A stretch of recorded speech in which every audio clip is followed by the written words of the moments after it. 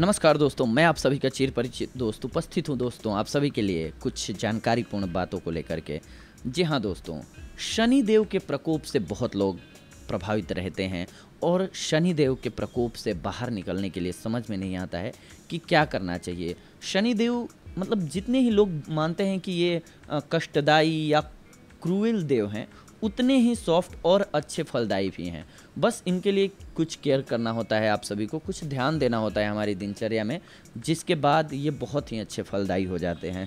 शनि देव का अगर ध्यान रखा जाए तो ये बहुत ही आपको माला माल कर सकते हैं, यानी कि आपका ख्याल रख सकते हैं। खाली पेट आप नाश्ते से पहले काली मिर्च बतासे के साथ अगर खाते हैं तो शनि देव का जो प्रभाव है वो आप पर अच्छा हो जाता है दोस्तों। वैसे भी काली मिर्च आप जानते हैं कि पेट के लिए बहुत ही लाभकारी होता है। अगर आप धार्मिक बातों में बहुत ज़्यादा बिलीव नहीं करते हैं तो भी आपके लिए बहुत फ़ायदेमंद होने वाला है। काली मिर्च आपके पेट की समस्याओं को दूर करता है, जिसकी वजह से आपका खान पान, मन, शरीर सब स्वस्थ रहेगा, जिसकी वजह से हर कार्य को आप अच्छे से कर पाएंगे। इसके अलावा भोजन में नमक कम होने पर या फिर मिर्च कम होने पर आप काली मिर्च डाल करके खाना खा लीजिए, आपके लिए बहुत लाभकारी होगा। शनि देव ऐसा माना जाता है कि आप पर खुश होते हैं। लेकिन अगर इसके इतर भी, हम दोनों कंपेयर इसलिए बताते जा रहे हैं कि बहुत सारे लोग ऐसे भी होते हैं दुनिया में जिनको कि धार्मिक बातों पे उतना भरोसा नहीं होता है। जिनको यकीन होता है उनके लिए भी फ़ायदेमंद है, जिन्हें नहीं यकीन है वो भी साइंटिफिक ढंग से अगर जाएंगे तो उनके लिए भी फ़ायदेमंद है। काली मिर्च अगर आप डालते हैं खाने में भी तो आपके लिए उतना ही फ़ायदेमंद होता है। पेट के लिए भोजन सुपाच्य हो जाता है, अच्छे ढंग से डाइजेस्ट हो जाता है, जिसकी वजह से आपकी बॉडी में पूर्ण फ़ायदे वो दे पाता है। भोजन के उपरांत अगर आप लौंग खाते हैं तो भी शनिदेव आप पर खुश होते हैं, यानी कि लौंग खाने से भी आपका डाइजेशन सिस्टम अच्छा वर्क करता है, जिसकी वजह से आप स्वस्थ रहेंगे और स्वस्थ रहेंगे तो हर काम को आप अच्छे से करेंगे और अच्छे से किया हुआ कार्य, पूर्ण मन से किया हुआ कार्य सफल होता है दोस्तों। या कहें सफल होने के चांसेस बहुत ज़्यादा बढ़ जाते हैं जब दिल से आप किसी कार्य को करते हैं, मन से करते हैं। और किसी भी प्रकार के मानसिक कष्ट हो या फिर शारीरिक कष्ट हो, जब भी कोई कष्ट आपको रहेगा, फिर किसी भी कार्य को आप कीजिएगा तो आप अपना 100% नहीं दे पाइएगा। इसीलिए 100% आप सफलता की भी उम्मीद नहीं कर सकते हैं उस कंडीशन में दोस्तों।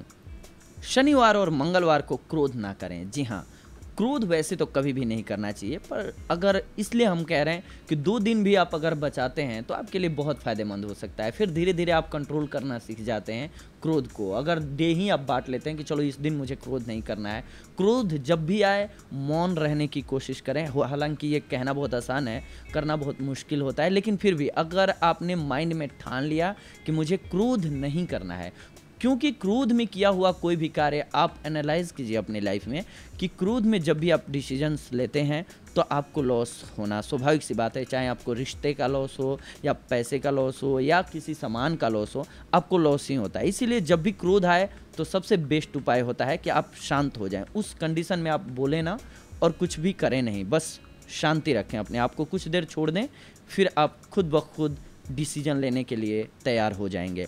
और अगर क्रोध में आकर के कोई भी डिसीजन लेते हैं तत्कालिक, तो उसका परिणाम बुरा ही होता है दोस्तों। भोजन करते समय ऑलवेज मौन रहें।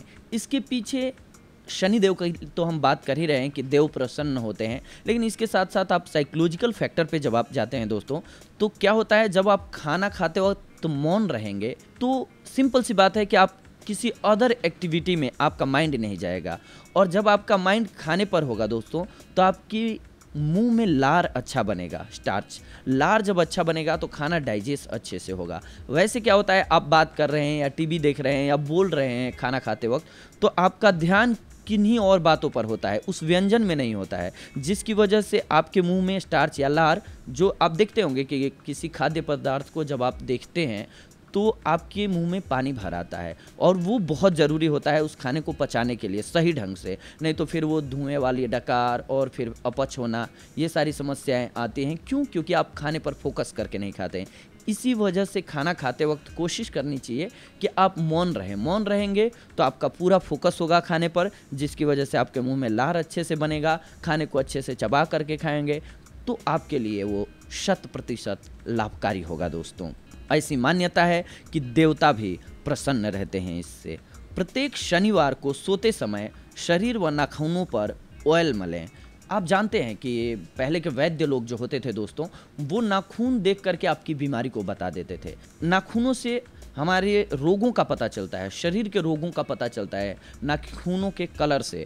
तो अगर आप यहाँ पे मालिश करते हैं ऑयल से, तो आपका ब्लड सर्कुलेशन सही रहता है। ब्लड यहाँ से नसें निकलती हैं छोटी छोटी, जो कि पूरे शरीर में फैली होती हैं। तो एक्यूप्रेशर के लिए भी इसीलिए हाथ के ही अन्य भागों को यूज किया जाता है, क्योंकि यहाँ से जब हम प्रेस करते हैं तो पूरी बॉडी में ब्लड का सर्कुलेशन अच्छा होता है। जब ब्लड सर्कुलेशन अच्छा होगा तो आपका स्वास्थ्य अच्छा रहेगा। आपका स्वास्थ्य अच्छा रहेगा तो जो भी काम करेंगे उसमें आप अपना 100% दे पाएंगे, जिसकी वजह से आपकी सफलता का ग्राफ बढ़ जाएगा दोस्तों। आप प्रसन्न चित्त रहेंगे इसकी वजह से। मांस, मछली और मदिरा का सेवन बिल्कुल नहीं करना चाहिए, क्योंकि मांस, मछली और मदिरा ये ऐसी चीज़ें हैं जो आप में निगेटिविटी को भरती हैं।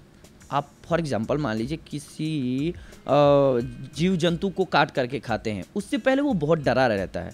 जब भी आप किसी जीव जंतु को काटने जाते हैं, मारने जाते हैं, हमें पता हो कि हमें अगले पल काटा जाएगा, ठीक वैसे ही जंतुओं को पता होता है, तो उनमें निगेटिविटी भर जाती है, निगेटिव एनर्जी भर जाती है जब हम उनको काटने वाले होते हैं। तो वो निगेटिव एनर्जी उनका ब्लड के थ्रू या उनकी एनर्जी के थ्रू हमारे शरीर में प्रवेश कर जाता है, जो कि हमें निगेटिविटी को भरता है।